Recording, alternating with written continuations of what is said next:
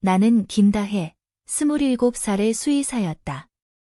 고양이 예방주사를 놓으면서 긁힌 상처는 많았지만 진지한 연애 경험은 손에 꼽을 정도였다. 서울에서 바쁘게 살던 나는 어느 날 뜻밖의 의뢰를 받았다. 강원도 깊은 산속에 자리 잡은 유명 승마장의 말을 치료해달라는 요청이었다. 도착했을 때 늦여름의 습한 공기가 내 뺨을 감싸며 땀을 밀어냈다. 나는 흰색 린넨 블라우스에 연한 민트빛 스커트를 입고 있었는데 시골 길가에 서자 어쩐지 도시에서 온 티가 났다.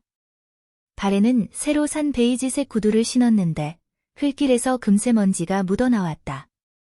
어깨에는 단정한 가죽 메디컬백이 매달려 있었다.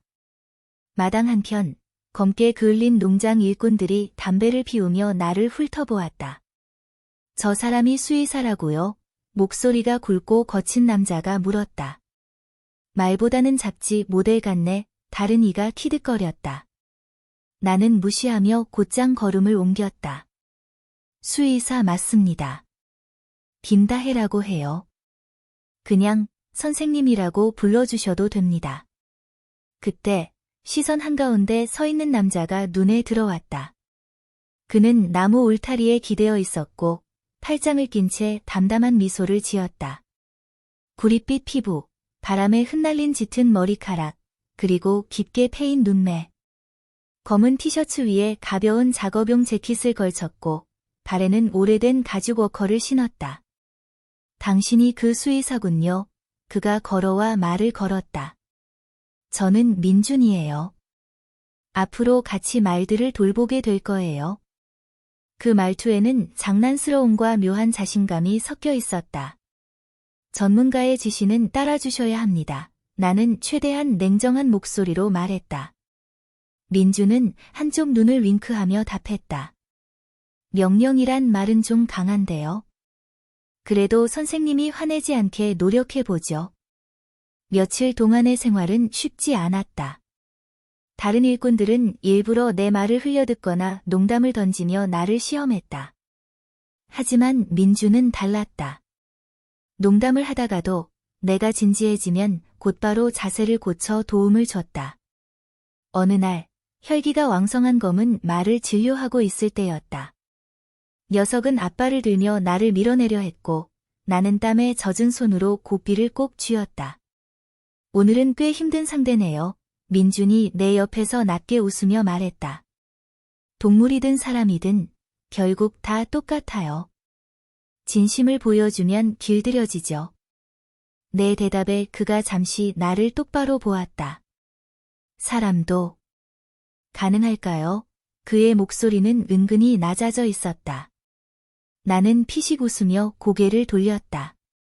글쎄요. 당신은 스스로 길들여질 의향이라도 있나요? 민주는 대답 대신 어깨를 으쓱하며 미소를 지었다. 그 순간 묘하게 가슴이 두근거렸다. 밤이 찾아오자 숙소 겸 식당에서 함께 저녁을 먹게 되었다. 오래된 나무 테이블 위에는 김치찌개와 삼겹살, 그리고 시골에서 직접 담근 막걸리가 놓여 있었다. 일꾼들의 시선은 여전히 호기심과 장난으로 가득했지만 민주는 내 옆자리를 당연하다는 듯 차지했다. 여기선 다혜 선생님이 제일 중요한 분이니까 예의 지켜야 해요. 그의 말에 순간 정적이 흐르고 이내 모두 웃음으로 넘어갔다. 식사 후 민주는 나를 불러 조용히 마구간 쪽으로 이끌었다. 별빛 보면서 말들 좀 확인하죠. 달빛이 비추는 들판, 풀잎 사이로 바람이 스치며 향긋한 냄새가 퍼졌다. 울타리에 팔을 걸치자 우리 어깨가 거의 닿았다. 다혜 씨, 진짜 동물들을 좋아하는 게 느껴져요. 그의 목소리가 낮게 울렸다. 네, 진짜 좋아해요. 동물은 거짓말을 하지 않거든요. 사람도 가끔은 솔직해질 수 있죠. 민준의 눈빛이 내 얼굴을 깊게 파고들었다. 내 볼을 스치는 바람과 그의 시선이 섞여 묘한 긴장감이 흘렀다. 나는 순간 고개를 들어 별을 올려다보았다. 그 별빛 아래서 내 안에 무언가가 흔들리고 있었다. 며칠이 지나자 나는 점점 이곳의 리듬에 익숙해졌다. 새벽이면 말들의 울음소리와 사료 냄새가 마구간 가득 퍼졌고 일꾼들의 거친 목소리와 함께 하루가 시작됐다. 서울에서 입던 옷은 불편해 보여서 나는 인근 읍내에서 산 간단한 청바지와 하늘색 셔츠를 즐겨 입었다. 여기에 작은 은빛 귀걸이와 얇은 팔찌를 더해 일상 속에서도 나만의 단정함을 유지했다. 민주는 이상하리만큼 자주 내 곁에 있었다. 무언가를 도와주겠다며 다가오거나 조용히 지켜보며 웃음을 터뜨렸다. 어느 날 내가 긴 치마 대신 몸에 잘 맞는 청바지를 입고 나타났을 때 그는 눈길을 피하지 않았다. 수의사도 이렇게 멋질 수 있구나. 그 한마디에 순간적으로 얼굴이 달아올랐다. 나는 헛기침으로 감정을 감췄다. 농담 그만하고 말 발굽부터 확인하세요. 그날은 힘든 진료가 이어졌다. 다리 관절이 약한 말, 숨소리가 거친 말. 손끝에 닿는 근육과 체온에 집중하느라 나는 온몸이 땀으로 젖었다. 민주는 내 옆에서 수건을 건네며 낮게 속삭였다. 땀에 젖은 모습도 솔직히 예쁘네요. 나는 그 말을 흘려듣는 척했지만 속으로는 이상하게 가슴이 두근거렸다. 밤이 되자 농장 주인이 큰 잔치를 열었다. 수확철을 맞아 소박하지만 푸짐한 음식이 차려졌다.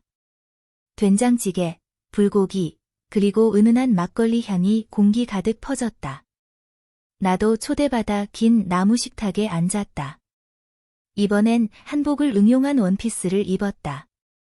흰 저고리에 연분홍 치마, 허리에 매듭진 리본이 나를 색다르게 보이게 했다. 와, 다혜 씨, 오늘은 완전히 다른 사람 같아요. 민준이 놀란 듯 말했다. 그 시선은 분명 존중과 함께 다른 무언가를 담고 있었다. 나는 잔을 들어 그의 눈을 바라보며 말했다. 여기서도, 도시에서도, 저는 똑같은 사람이에요. 잔치는 시끄럽고 활기찼다. 하지만 내 귀에는 자꾸만 민준의 웃음소리만이 크게 들렸다. 그리고 막걸리 한두 잔이 들어가자 나는 조금 더 대담해졌다. 식사 후 사람들이 흩어질 무렵 나는 그에게 속삭였다. 마구간 쪽으로 같이 걸을래요? 우리는 다시 별빛 가득한 밤하늘 아래 섰다. 이번에는 바람이 차가워져 나는 팔을 감싸 안았다. 민준이 재킷을 벗어 내 어깨에 걸쳐주었다. 그 순간 그의 손끝이 내 목선을 스치자 나는 무심코 숨을 삼켰다. 도시에선 이렇게 별이 보이나요? 그가 물었다. 아니요. 이곳은 마치 다른 세상 같아요. 그래서인지 다혜 씨도 여기선 조금 더 솔직해 보이는 거려. 나는 대답 대신 그를 올려다보았다. 어깨에 걸친 재킷에서 은은하게 나는 그의 채취인 흙, 땀, 그리고 가죽 냄새가 섞인 향가 나를 휘감았다. 순간 바람보다 더 선명한 떨림이 가슴 깊숙이 번졌다. 민주는 내 손을 잡았다. 굳은 살이 박인 그의 손이 거칠었지만 동시에 이상하게 따뜻했다. 손가락이 얽히는 순간 내 안의 경계심이 무너지는 듯했다. 다혜 씨. 나, 당신을 더 알고 싶어요. 나는 고개를 끄덕였지만 그 이상은 허락하지 않았다. 이 밤이 길어지면 무언가 돌이킬 수 없게 될 것 같았기 때문이다. 대신 속삭였다. 내일도 같이 있잖아요. 천천히 알아가면 되죠. 그는 조용히 웃으며 내 손을 더 꼭 잡았다.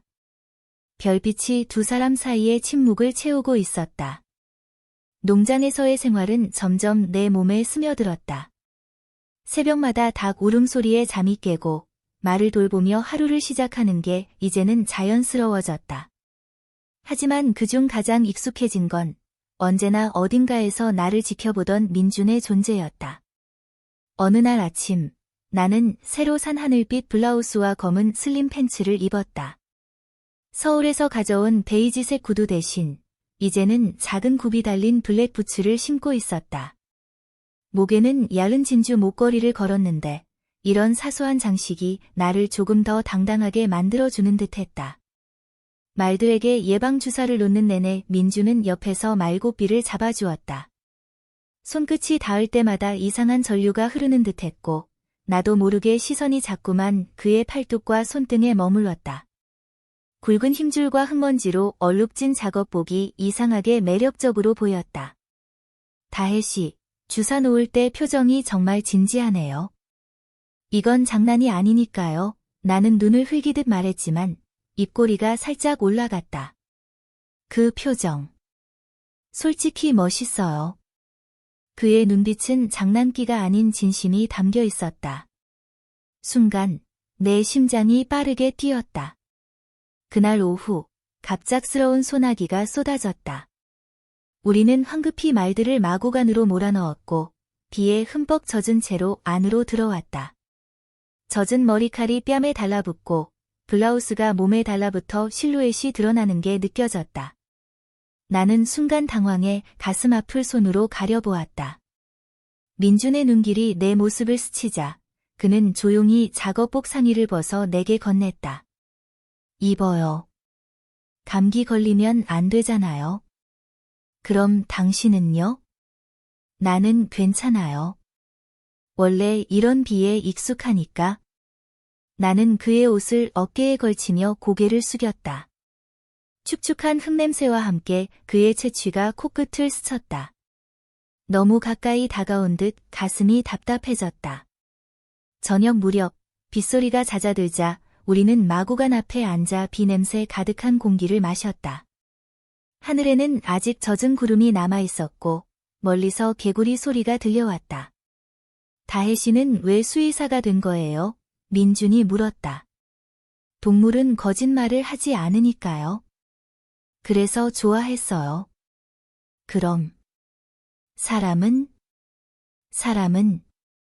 가끔 두렵죠. 솔직하지 않을 때가 많으니까. 그는 잠시 침묵하다가 내 얼굴을 바라보며 낮게 속삭였다. 저는 다혜씨 앞에서만큼은 솔직할 수 있을 것 같아요. 그 말에 나는 숨을 들이켰다. 눈을 돌리려 했지만 그의 시선이 내 시선을 붙잡았다. 그 순간 나도 모르게 그의 어깨에 살짝 기대고 말았다. 심장이 터질 듯 뛰었지만 이상하게 안심이 되었다. 민주는 조심스럽게 내 손을 잡았다. 거칠지만 따뜻한 손길. 그리고 그는 나지막이 말했다. 혹시 내가 더 다가가도 될까요? 나는 대답 대신 그의 손을 꼭 쥐었다. 말하지 않아도 이미 충분히 전해졌으니까. 장마가 본격적으로 시작되자 농장은 매일 축축한 공기로 가득했다. 빗방울이 지붕을 두드리는 소리가 하루 종일 이어졌고 말들도 예민해져 있었다. 나는 무릎까지 오는 진청색 스키니진과 흰 티셔츠 위에 얇은 바람막이를 걸쳤다.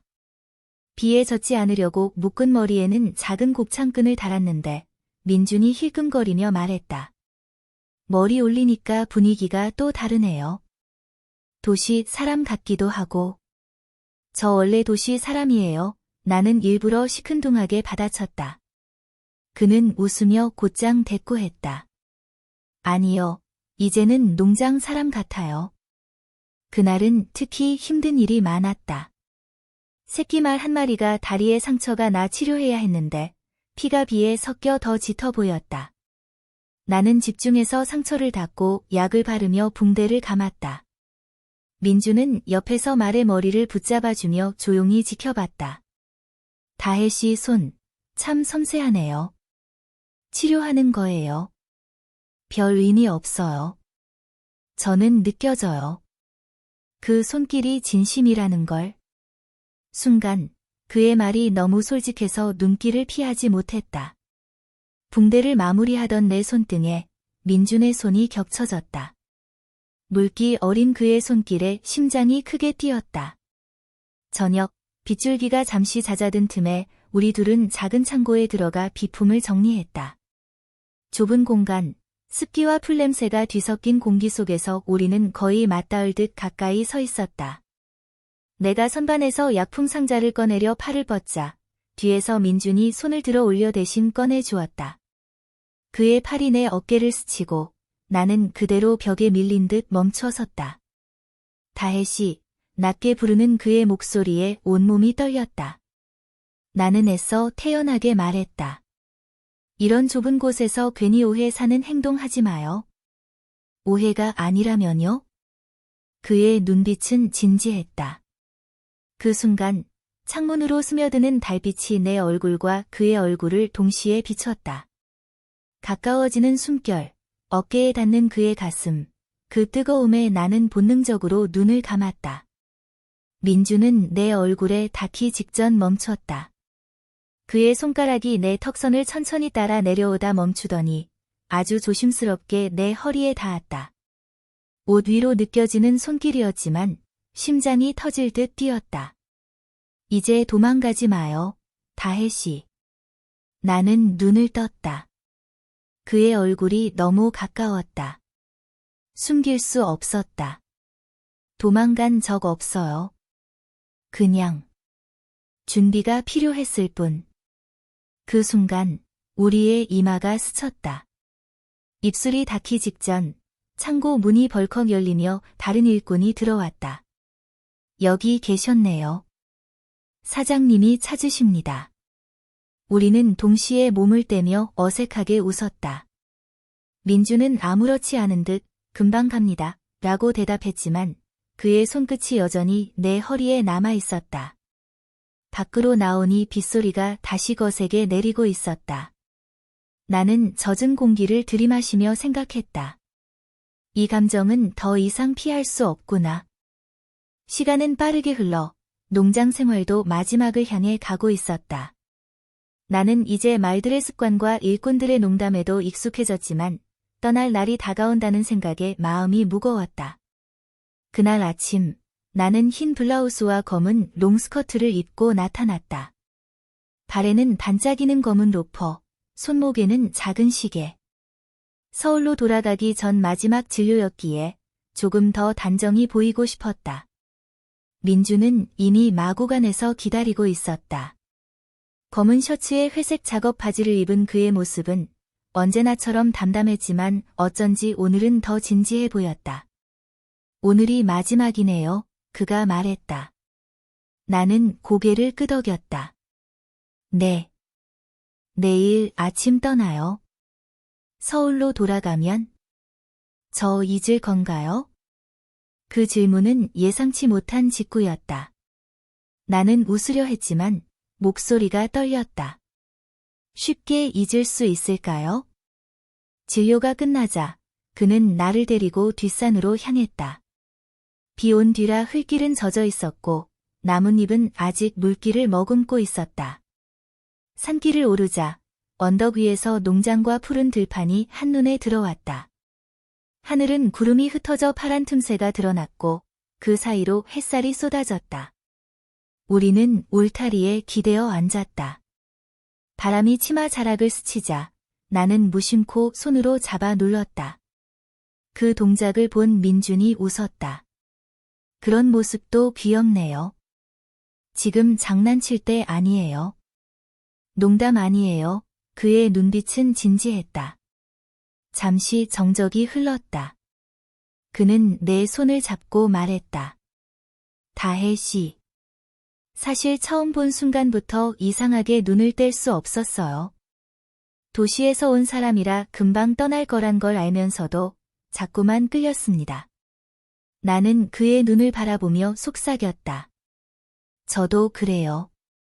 이렇게 짧은 시간이 이렇게 깊게 스며들 줄 몰랐어요. 그는 천천히 내 얼굴을 감싸 올렸다. 이번에는 멈추지 않았다.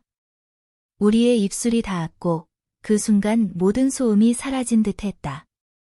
새들의 지저귐도 바람 소리도 오직 심장의 고동만이 크게 울렸다.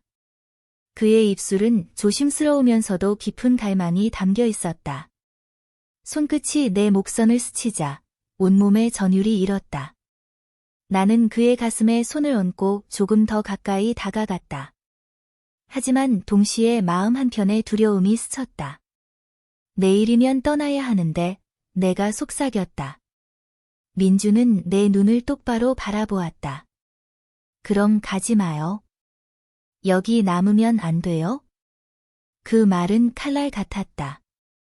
심장을 후벼 파는 듯 아프면서도 동시에 달콤한 유혹처럼 들렸다. 나는 숨을 몰아쉬며 대답하지 못했다. 머릿속에서는 수많은 생각이 뒤엉켰다. 내 직업, 내 꿈, 그리고 그와의 감정. 바람이 세차게 불어 치마가 크게 날리자 민준이 재빨리 잡아 눌러주었다. 순간적으로 더 가까이 붙은 우리 사이, 눈물이 차올랐다. 민준. 나도 여기 있고 싶어요. 하지만 현실은 그렇게 단순하지 않아요. 그의 손이 떨렸다. 그는 나를 꽉 끌어안았다. 그럼 약속해요. 언젠가 다시 올 거라고. 나 기다리게 해요. 나는 그 품속에서 작게 고개를 끄덕였다. 하지만 마음 깊숙이 알았다. 그 약속은 약속일 뿐 지켜질지 알 수 없는 미지였다. 해가 지고 하늘이 붉게 물들 무렵 우리는 산길을 내려왔다. 말들이 울타리 안에서 달빛을 기다리고 있었다. 나는 마지막으로 농장을 둘러보며 속으로 말했다. 민준. 이곳. 그리고 오늘. 절대 잊지 않을 거야. 그러나 차에 올라탄 순간 뒤에서 들려온 그의 목소리가 내 등을 붙잡았다. 다혜 씨. 꼭 돌아와요. 안 그러면 나 직접 찾아갑니다. 그 말에 나는 웃으며 눈물을 삼켰다. 엔진이 켜지고 농장이 점점 멀어졌다. 창밖으로 마지막으로 본 건 울타리에 서서 나를 바라보던 민준의 그림자였다. 그 순간 나는 알았다. 이 이야기는 끝난 게 아니라 시작일 뿐이라는 걸.